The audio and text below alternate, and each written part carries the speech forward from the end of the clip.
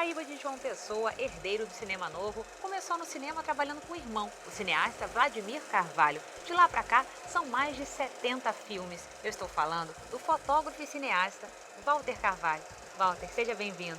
Qual a primeira lembrança do cinema que o senhor tem na sua vida?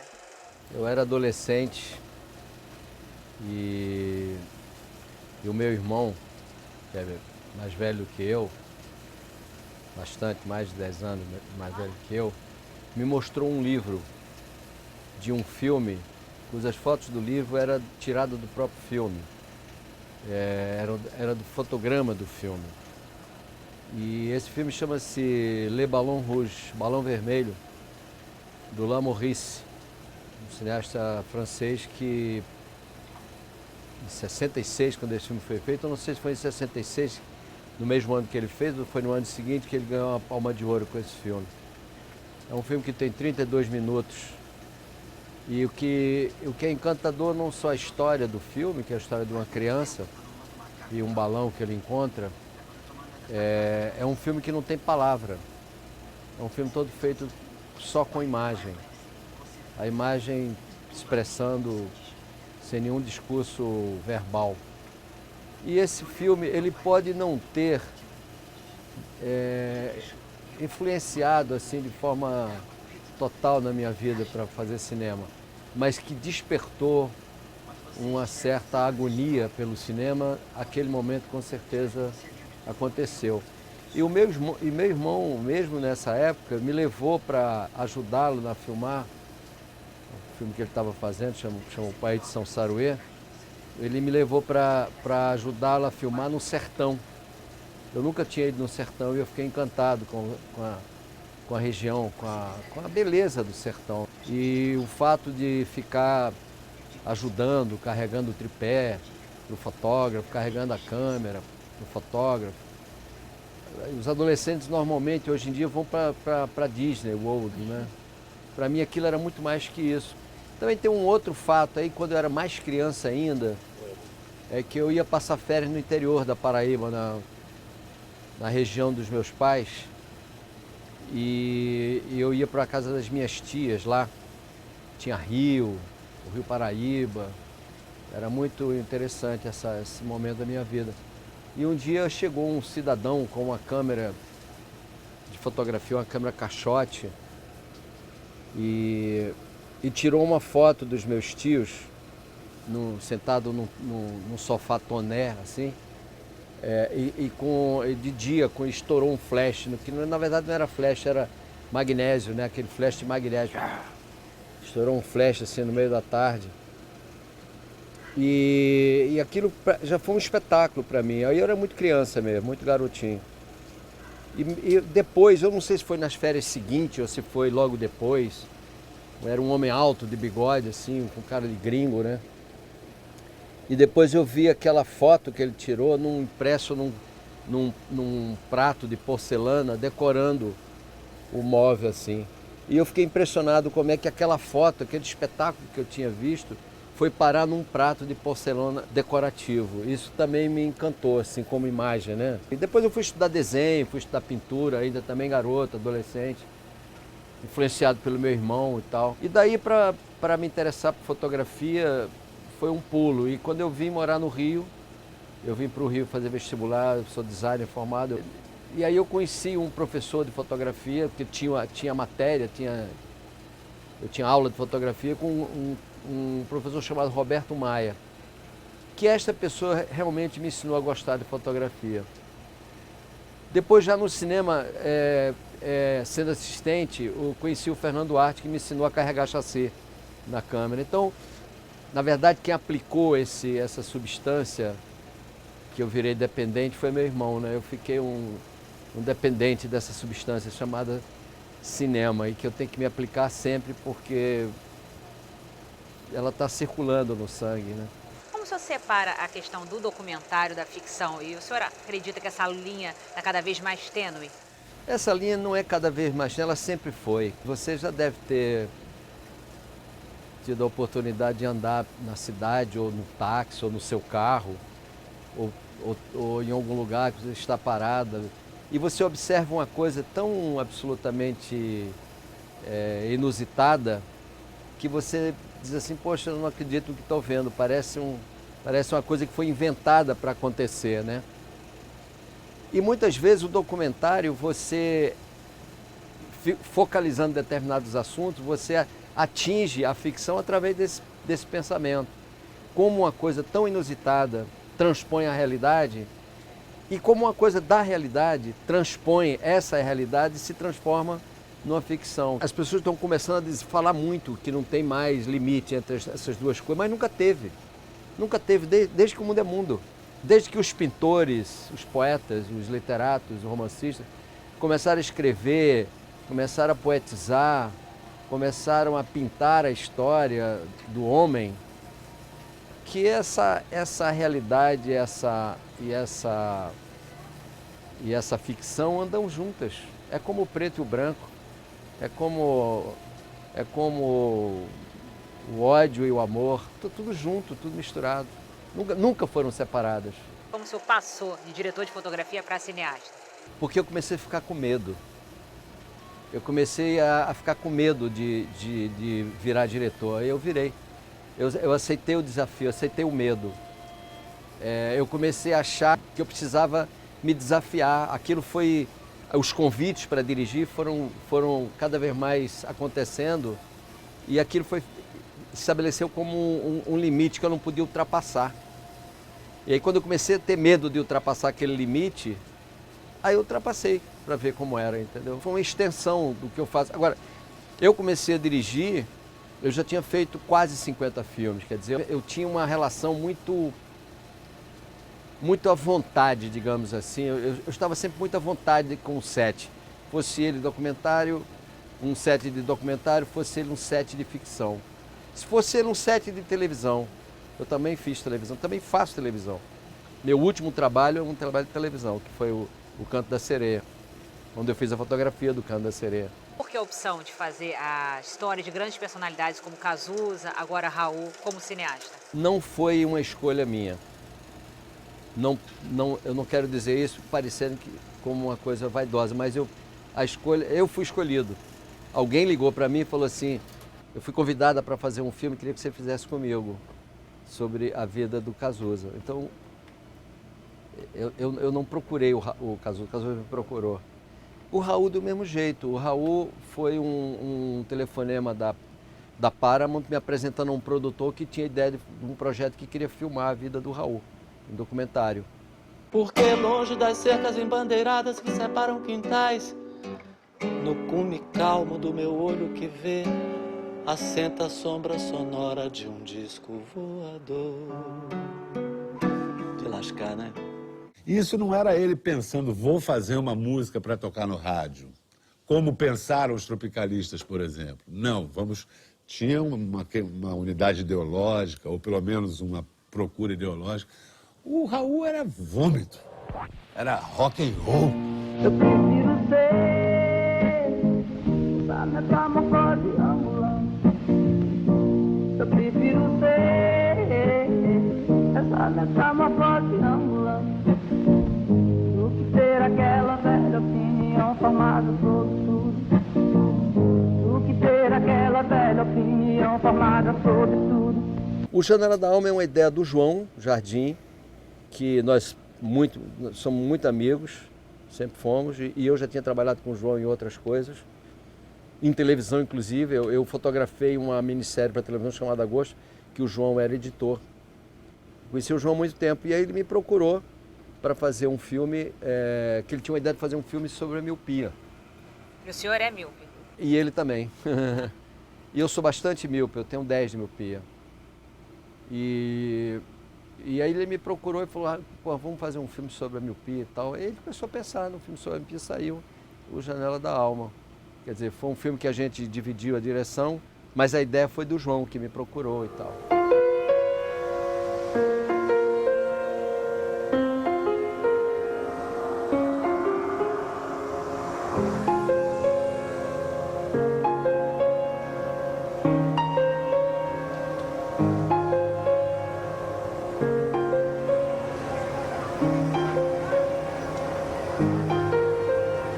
Da mesma forma que quando eu dirigi o Budapeste, eu também não escrevi o projeto e fui atrás de financiamento do Budapeste. Foi um convite também para dirigir o filme de uma produtora. Como era fazer cinema no Brasil nos anos 70, que por um lado tinha uma turma engajada, mas por outro lado tinha censura, ditadura?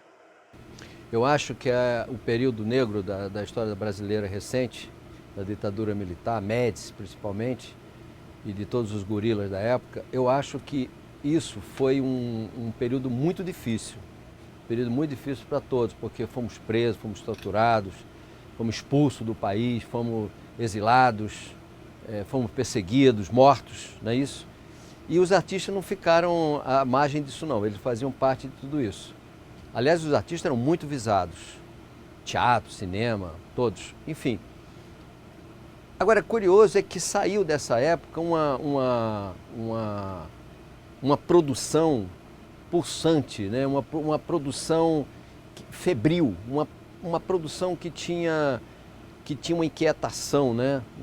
Na sua expressão, tanto nas artes plásticas. As artes plásticas, incrível como isso aconteceu, né? Nas artes plásticas, um sistema novo, né? O teatro moderno, o teatro de Zé Celso, o teatro do Chico, a música popular. Curiosamente, um momento de repressão, um momento de exceção, foi muito promissor para os artistas e para as artes, embora com algumas perdas por conta disso. Perdas fatais e perdas que se deram ao longo do tempo pelo processo de sequelas. Eu acho que hoje é melhor. A gente a gente passeia no passeio público e pelas artes com mais liberdade. Por outro lado, a gente convive com um dos momentos da corrupção mais empolgante. O Congresso Nacional é uma vergonha nacional, não devia chamar Congresso, devia chamar vergonha nacional. Com todos os equívocos. Agora é recente esse cara aqui dos direitos humanos, um absurdo, né? Uma afronta à sensibilidade alheia, sobretudo das minorias, enfim. Mas eu acho que a função da arte não é, digamos, panfletar esse processo, mas é a função da arte sobreviver, propondo através da metáfora, através do que seja, do que você tem à mão, um reflexo dessa sociedade. Porque, querendo ou não, mesmo que você não seja um artista engajado, a sua arte é uma arte que reflete o seu tempo, o seu comportamento, a sua vida, o seu dia a dia. Não existe um artista que não esteja no seu tempo. Ele pode até estar adiante do seu tempo, no sentido da linguagem, no sentido da metáfora da linguagem, mas ele é um reflexo da sociedade onde ele vive. Eu prefiro viver os dias de hoje. Como eu vivi aqueles dias, eu prefiro os dias de hoje, que é um tempo que eu tenho mais liberdade. Mas, por outro lado, é muito castrante e é muito desolador e triste ver as cidades depauperadas, as cidades sendo abandonadas. O Rio de Janeiro está abandonado, assim, às vésperas de uma Copa, de eventos grandiosos como as Olimpíadas e tal. E, no entanto, é muito pouco o que se faz pela cidade. E o que se faz pela cidade parece que está se fazendo, não só aqui, mas o Brasil todo. Parece que há um favor, inaugura-se uma obra no Brasil como se aquilo fosse uma coisa extraordinária. Não é obrigação, não é obrigação você inaugurar. Não precisa nem inaugurar, põe para funcionar. Um hospital precisa inaugurar, não. Precisa botar para funcionar. A escola não precisa inaugurar, a estrada não precisa inaugurar, não é verdade? Põe para funcionar. O senhor acha que o cinema está passando por um período promissor? Porque já passam por um período muito difícil na era Collor, que teve a extinção da Embrafilme. Como é que o senhor trabalhou nesse período que quase nenhuma produção era feita? Bom, a era Collor foi outra tragédia brasileira, né? Saiu da cabeça mais mesquinha, das cabeças mais mesquinhas daquela época. Ao mesmo tempo que a gente abriu para ter eleição diretas, direta, né? Ao mesmo tempo que abriu-se a democracia, abriu-se também as cabeças mesquinhas, as cabeças que não poderiam estar onde elas estiveram, e aí extinguir no cinema, por exemplo, extinguiu-se a Embrafilme, extinguiu-se o mercado, quer dizer, enfraqueceu uma coisa que a gente já havia conquistado e que estava em processo. Havia defeitos, como há hoje, mas tudo é um processo. Tudo é um processo, mesmo com defeito, você tem um cinema. Hoje você tem um cinema pulsante, um cinema participante, um cinema vindo de uma juventude, vindo de uma geração nova, de pessoas que começaram a fazer cinema agora e que já estão apontando para um mundo mais interessante, um cinema mais humano. Tem a coisa do humano, né? Tem uma coisa do humano, o cinema mais humano, humanista. O cinema mais humanista, as pessoas, os mais jovens, estão preocupados com essa coisa. Há uma reação a esse momento. E a era Collor, nós superamos, nós conseguimos superar, conseguimos tirar, embora essa ideia, esses homens, esse tipo de homem, voltaram de certa forma, estão em alguns setores da sociedade, em alguns setores do comando, digamos assim, do pensamento político brasileiro. É uma pena, mas estamos aí para não permitir que isso se repita. Estamos atentos, todos, não só o cinema, todas as artes, as plásticas, estamos todos atentos a isso. E não estamos permitindo, somos intransigentes, né? Na defesa da expressão e na defesa do direito de fazer arte e de levar as pessoas a assistirem, seja no cinema, seja nas praças, seja nos teatros, seja onde houver um palco. Onde houver, como o povo do teatro que eu onde tiver um banquinho eu puder subir em cima, há que ter um discurso artístico sobre alguma coisa. Se acalme, Dunga. Tome essa água com açúcar. Eu nunca sei o que faz nessas horas.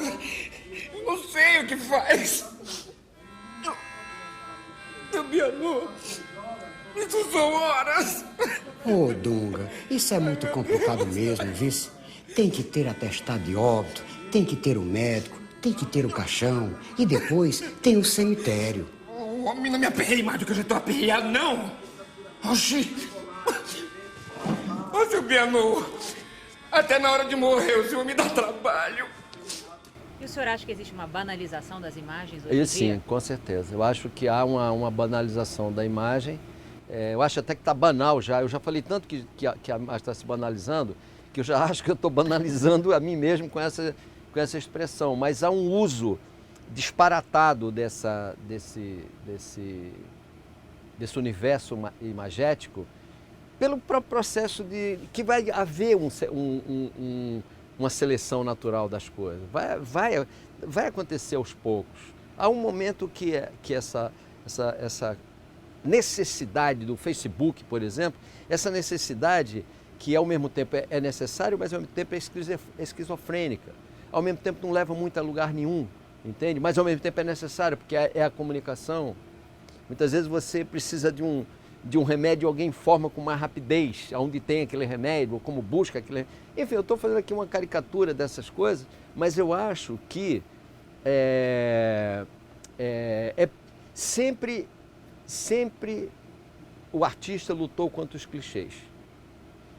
É verdade que a imagem está banalizando, é verdade, cada vez mais, é verdade que a proliferação, né, a inflação de gestos através da imagem tem sido uma coisa assim avassaladora. E a falta de autoria? E a falta de autoria, quer dizer, quem são os autores das fotografias que saíram na internet de Abu Ghraib? Ninguém sabe. Quem foi o autor da foto do enforcamento do Saddam Hussein? Ninguém sabe. Quer dizer, o autor também vai se diluindo no meio disso tudo, do ponto de vista da imagem, quando ela vai se banalizando cada vez mais. A imagem, a importância da imagem como documento, ela está sendo questionada, porque ela é tão vulnerável à sua alteração original, à sua origem de produção, de feitura, que você já não... Você desconfia do que vê, né? Você não sabe o que é e o que é verdade e o que não é verdade ali naquela imagem. Enfim, Então, mas isso também abre uma possibilidade de seleção, abre uma possibilidade de você também se posicionar diante dessa falta de freio da comunicação, muitas vezes sem sentido, né? Sem muito sentido. A internet é uma necessidade fantástica, né? Um avanço extraordinário da pesquisa, enfim, tudo muito mais rápido, né? Imagina, quando a gente fazia pesquisa as bibliotecas estão vazias, né? O ato de ir à biblioteca, primeiro porque as pessoas não têm mais tempo, segundo porque é mais rápido você consultar através da sua própria tela na interface do que você ir às cinematecas, né? Em relação Desculpa, ao cinema, às bibliotecas. E em relação ao cinema também muda a questão da distribuição, né? Da distribuição, sem dúvida. O YouTube é um grande distribuidor. É um hoje. grande distribuidor. É um grande distribuidor. Então, eu acho que é preciso um certo distanciamento no meio disso tudo. Eu acho que o público e o artista, por uma questão de sobrevivência, há que ter um olhar mais distante, uma reflexão. É preciso recuperar a nossa capacidade de contemplação e reflexão das coisas que estão diante de nós. É preciso voltar a pensar, é preciso voltar a ler mais, né? Eu sugiro às crianças que escrevam mais, trabalhem menos ou dividam o tempo com as telas, as interfaces, os aparelhos que você escreve com as telas, e usar um pouco a mão. Daqui a pouco a caligrafia você não vai conseguir fazer um bilhete porque ninguém vai conseguir ler, porque a letra não vai ficar compreensível, legível, né? Eu acho que o papel em branco e um lápis, o desafio da página em branco ainda é um desafio tanto para a poesia, como para a literatura, como para o desenho, como para a pintura, né? Quais são os seus próximos projetos? Os meus planos não são para o futuro, os meus planos são para depois de amanhã. Não há tempo. Eu estou montando um filme, eu estou já indo para o final da montagem de um filme com Antônio Nóbrega, chama Brincante. Um filme que eu filmei no final do ano passado, produzido pela Gulani Filme, pelo Caio Gulani e o Fabiano Gulani, Débora, etc. Esse é um filme que, se Deus quiser, até o final do ano a gente está com ele pronto. Paralelo a isso, na Escalada da Noite, eu estou montando um filme que é produzido pelo Marcelo Maia, que é o meu produtor aqui no Rio, que é um filme, uma reflexão que eu estou fazendo sobre cinema, e que tem o título de Um Filme sobre Cinema. E isso são os meus trabalhos que eu estou para sair. E no momento eu estou fotografando a nova série do O Sangue Latino, que é um programa de entrevistas. Na verdade, não é uma entrevista, é uma conversa do Eric Nepomuceno com intelectual, artista, poeta, seja o que for. Tem uma seleção de nomes, dirigido pelo Felipe Nepomuceno. E nós agora estamos indo para a Argentina fazer a entrevista com alguns intelectuais, alguns artistas de lá. Porque é sangue latino, então cada momento é um lugar da América Latina. Muito obrigada, Walter. Foi uma honra entrevistá-la. Obrigado a vocês.